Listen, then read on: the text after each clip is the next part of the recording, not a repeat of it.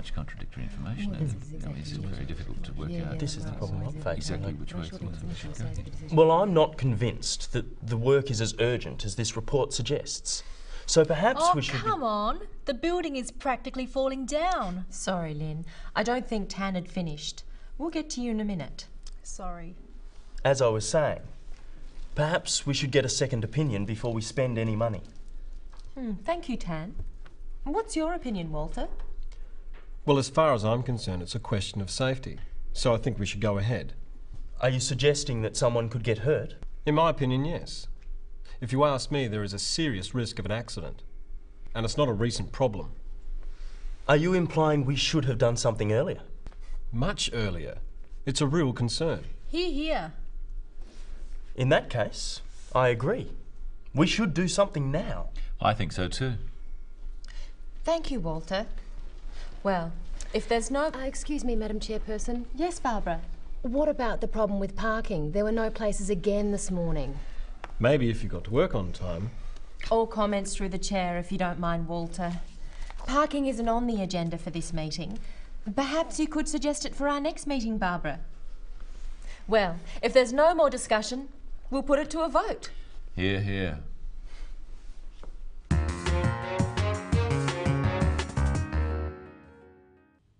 Today, we're looking again at meetings.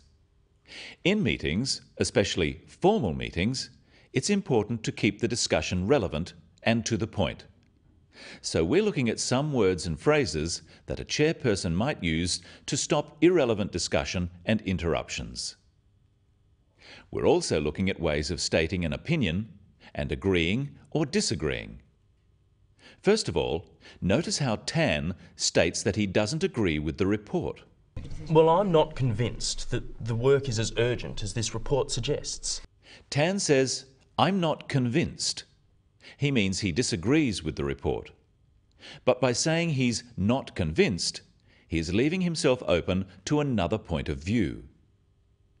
Let's look at some phrases you can use to express disagreement.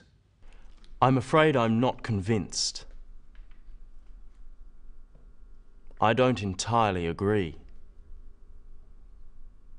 I'm not sure about that. I can't agree with you there. I don't think that's quite correct. Notice that all of these ways of disagreeing are polite. If you use stronger terms of disagreement, it can sound rude or argumentative. Well, I'm not convinced that the work is as urgent as this report suggests. So perhaps Don't be ridiculous. Excuse me? When disagreeing, the speaker normally also gives a reason for their opinion and may use an expression showing that it is their opinion. Listen to Walter. Well, as far as I'm concerned, it's a question of safety. So I think we should go ahead. Are you suggesting that someone could get hurt? In my opinion, yes. Let's practice some phrases you can use to introduce your opinion about something. In my opinion, as far as I'm concerned, if you ask me, the way I see it is this. And of course, you can simply state, I think, or I believe. Notice that Tan asks for clarification of the point Walter makes. He wants to make sure he understands what Walter is saying. Let's look at some ways of seeking clarification and checking understanding. Practice these with Tan. Are you suggesting that someone could get hurt? Are you saying that someone could get hurt? Do you mean someone could get hurt? Are you implying that someone could get hurt? One of the roles of the chairperson is to make sure everyone gets to have their say. All discussion should go through the chair. That is, people talk to the chairperson, not to each other directly. So the chairperson sometimes has to interrupt or stop someone from speaking. Well, let's see how Denise does this. Well, I'm not convinced that the work is as urgent as this report suggests. So perhaps Oh, we should... come on. The building is practically falling down. Sorry, Lynn. I don't think Tan had finished. We'll get to you in a minute. Sorry. By saying, "I don't think Tan had finished," Denise is politely telling Lynn that she shouldn't interrupt, and Lynn apologises. But what should you do if someone keeps trying to interrupt? So perhaps Oh, we should... come on. The building is practically falling down. Sorry, Lynn. I don't think Tan had finished. We'll get to you in a minute. Well, it's obvious with the evidence. Yes, but we do need to hear everyone's views on this. Let's just vote on it. All in good time, Lynn. Please, go on, Tan. Notice that the language the chairperson uses is always polite but firm. She uses sorry, thank you, and please as a way of respecting the other members of the committee, although she is in charge. On the other hand, there is a time factor. It may be necessary to cut people short. And furthermore, if we look more closely at the estimates, we can see... Excuse me. Sorry, Tan. Perhaps we should move on. I'm nearly finished. Yes, but we do have to keep an eye on the time. Perhaps we can come back to that point later. I think it's quite important. It is important, but I think it's more important we hear everyone's views on this. Barbara. There were two key phrases used to stop Tan from sending everyone to sleep. The first one, "perhaps we should move on," is phrased as a suggestion, but it is said in a firm way with a falling intonation at the end. Practice with me. Perhaps we should move on.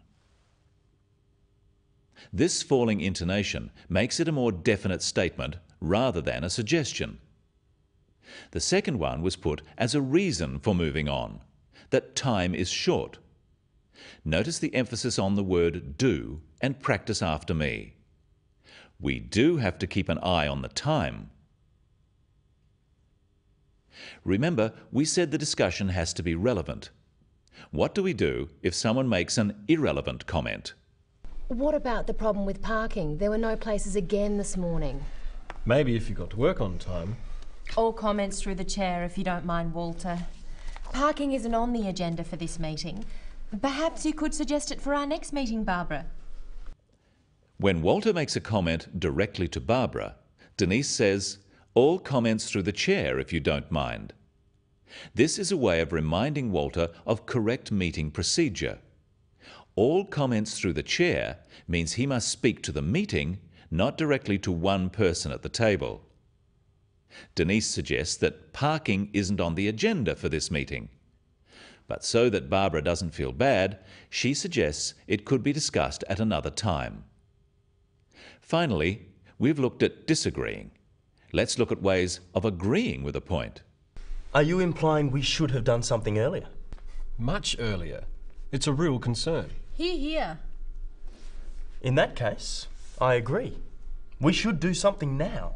I think so too. Agreeing is simpler than disagreeing, as you don't have to state a reason. Repeat these phrases after me. I agree.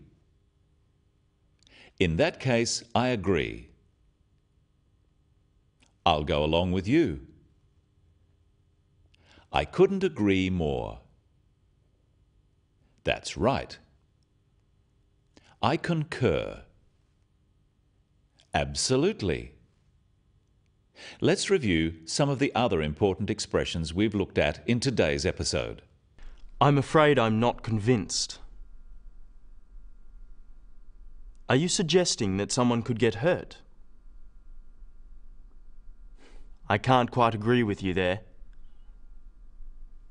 As far as I'm concerned, it's a question of safety. Perhaps we should move on. We do have to keep an eye on the time.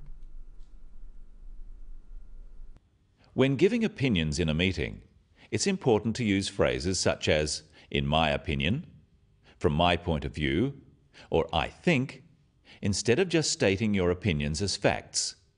This is respectful of other people who may have different views. But when you strongly agree with something someone else says, you can say, "Hear, hear." That's all for today.